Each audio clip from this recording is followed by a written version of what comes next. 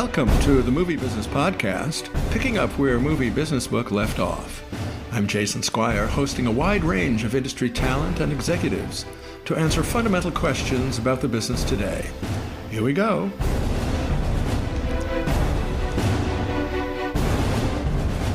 The entertainment lawyer is our subject, with Linda Lichter, founding member and partner at Lichter, Grossman, Nichols, Adler, Feldman, and Clark, representing talent and content across the entertainment horizon. She is perennially on the Hollywood Reporter's list of 100 most powerful women in Hollywood and other lists of power lawyers. Linda lectures widely and chairs the board of governors of the Telluride Film Festival. Welcome, Linda. Hello, Jason. Thank you for being here. It's so kind of you to join us on the podcast. It's a pleasure to be here. Thank you. Thank you. Let's jump right in and ask, what are the secrets of the entertainment lawyer? I think maybe that we have no secrets, but the biggest secret, and this is something that I tell my students when I'm teaching, is that this particular practice is fun. It's great. You know, you can, as a lawyer, you generally are representing, certainly, if you're in business, you're representing people who are fighting about money. And that's an aspect of what we do as entertainment lawyers. But we get to represent artists, and they're very interesting people to be in business with, to have a relationship with. And it's very exciting to be part of their creative process. And I think that's a secret. I think the other secret is that being an entertainment lawyer, because of how fast the business moves, requires a level of creativity that maybe a business where you're doing forms or you're handling, corporate securities, it really doesn't have. You have to really adjust extremely quickly to the changes in the media business. And that's just something that makes the practice thrilling almost every day, especially the day after the Writers Guild decides that it's going to strike the studios because the studios are not adjusting their contract as quickly as they should. And so also a part of the work is diplomacy, isn't it? Well, I think that that's definitely true because you're dealing with sensitive egos. You're dealing with a lot of parties that have their own particular interest. And, you have to be their mouthpiece, your client's mouthpiece in a way without irritating people on the other side or blowing the deal. It requires adjusting your personality, your temperament, your approach in every conversation you have. Each one is different. And if you represent a client and need to understand the client's personality and as a creative individual, that's a little different, I assume, than speaking on the other side with a deal maker who may be a little bit more straight-laced, if you will. Yeah, I think that that's true. And certainly historically, maybe less true in recent years. There were certain patterns that each business affairs person has to follow. They had standards. You can do this for this type of person, but not for this type of person.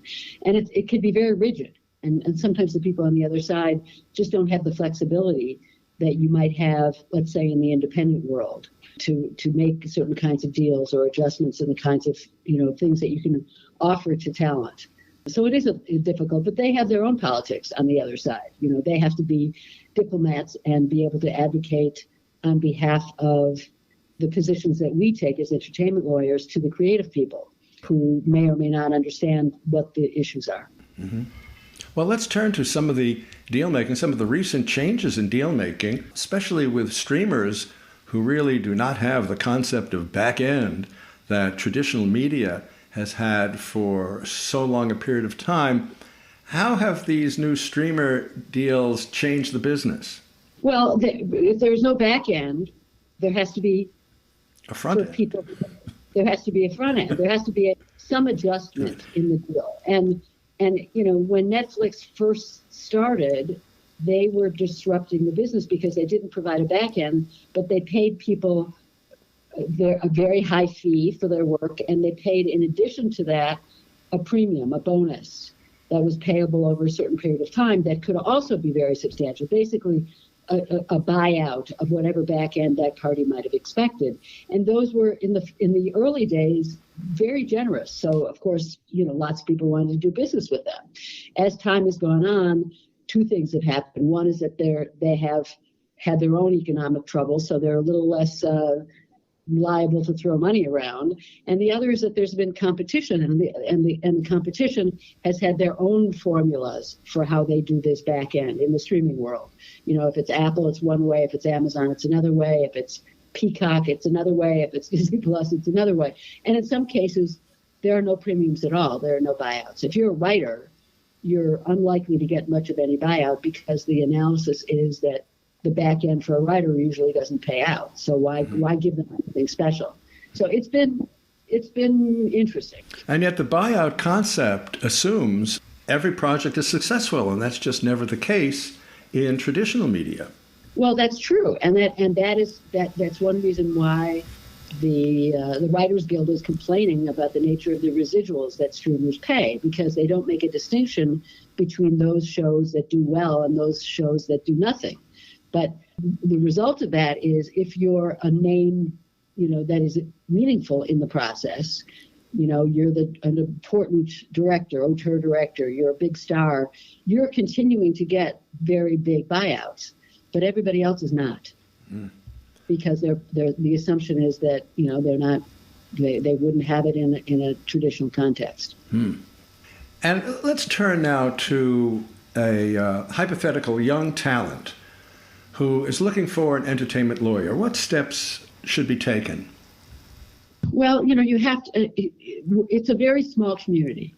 So there aren't that many people to choose from relative to, how many, bankruptcy lawyers or PI lawyers there are in the world.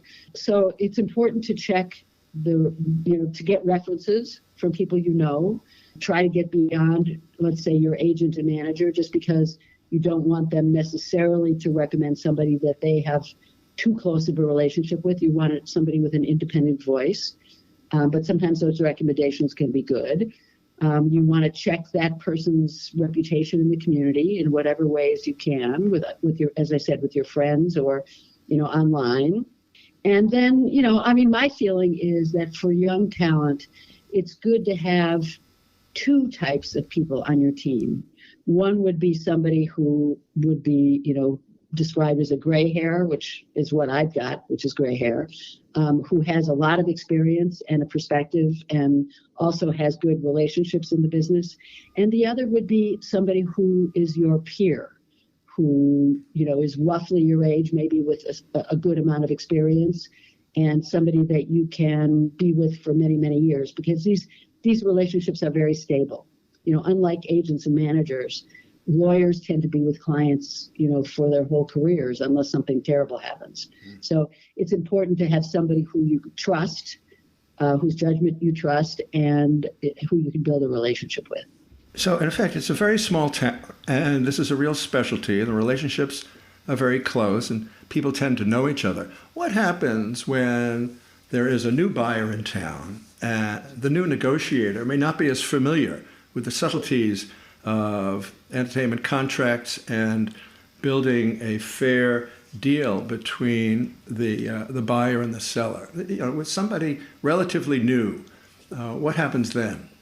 You're talking about a buyer? Yes, yes, a buyer.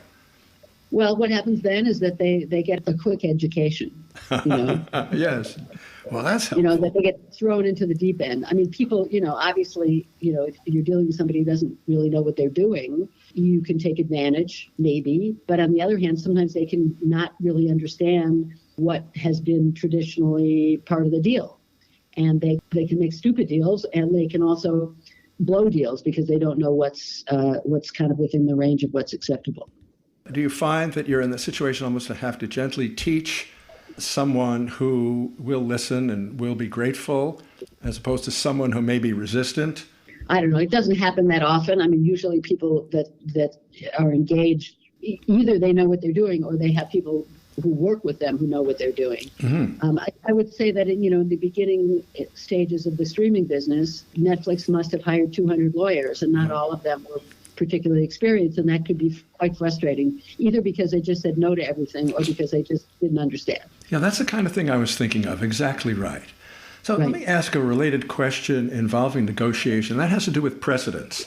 Are precedents still valid where you can say, well, the talent did this in the last project, and here is the precedent, and that helps the conversation?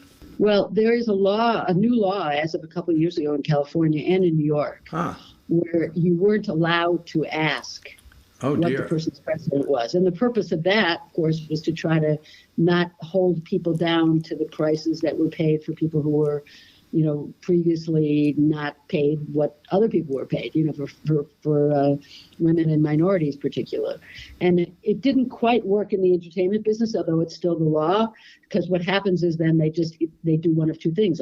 Either they make a really low offer, and then you have to justify in some way a higher offer by getting your client to agree that you can reveal their precedent, or they say, we don't care about precedent. We're just going to pay you whatever we want to pay you. And you don't have any, we think this is what you're worth, and we don't care about precedent. So it's become an interesting cat and mouse game to some degree. There also was a point where, if you had a contract that said you got $1 million, you could say to somebody, I have a contract that says I have $1 million. And now what they'll say to you is, yeah, you have a contract, but that movie didn't get made. Right. So you never got paid that $1 million. So therefore that quote is meaningless. So there's an aspect of that as well. Let me turn to one more hypothetical, and that is, what do you do if you're dealing with someone who is quite rigid? Have you encountered someone on the other side who is simply sticks the heels in and will not budge? And if so, what happens? It doesn't happen that much.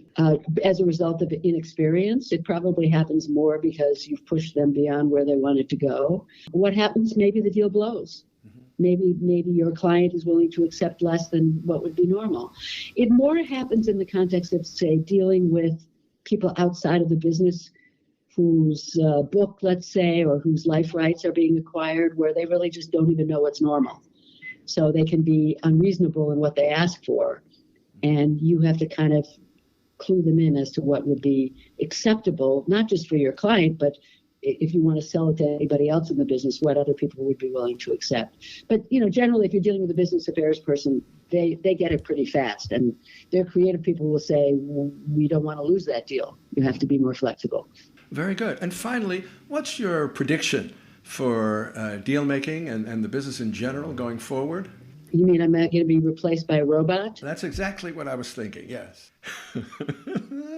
I certainly hope not. It's pretty scary, isn't it? These experiments. Yeah, I don't think I'm going to be around for that to happen. I'm more worried about robots deciding that the way to defeat climate change is to eliminate people from the earth. Yeah, good one. Wow. I'm more worried about that than about them replacing me. They can replace me if they want. Let's see them do it. But where are things going in the business? There have been so many changes in the last 5 to 10 years. What do you think we have in store? Every 5 to 10 years, there's massive changes. When I started out, and I'm revealing my age here, we were doing contracts with carbon paper. And then they had fax machines, and then they had messengers, and then we didn't have cell phones. And I mean, every couple of years there's something new. And as I said, that's part of the fun of this job, is that you're on a roller coaster. You're kind of having to ride the roller coaster. I think that the business has become much more corporate. I think that there's a consensus that it's less fun as a result. It's less personal as a result. And I think that trend is going to continue. I don't see it diminishing. I think that there's going to be a consolidation amongst the studios and the entertainment producers, where you have many fewer people to deal with, many fewer companies to deal with. And that I don't think is great for the business. But maybe something will happen and you'll have a whole new crop of companies. That's what I'm hoping, or whole new approaches. Maybe we can get distribution by robots. I don't know. I think it's very hard to envision it, because everything that's happened over the last 30, 40 years, no one could have imagined. So I think other than maybe, I don't know, there's no one who can imagine what the future is going to be. If they could, they'd be very rich. Well, yeah, I just want to emphasize how important fun is to what you're doing because, gosh, this has been lots of fun to be able to chat with you. Thank you, Linda Lichter, for being a guest on the Movie Business Podcast. Thank you for having me.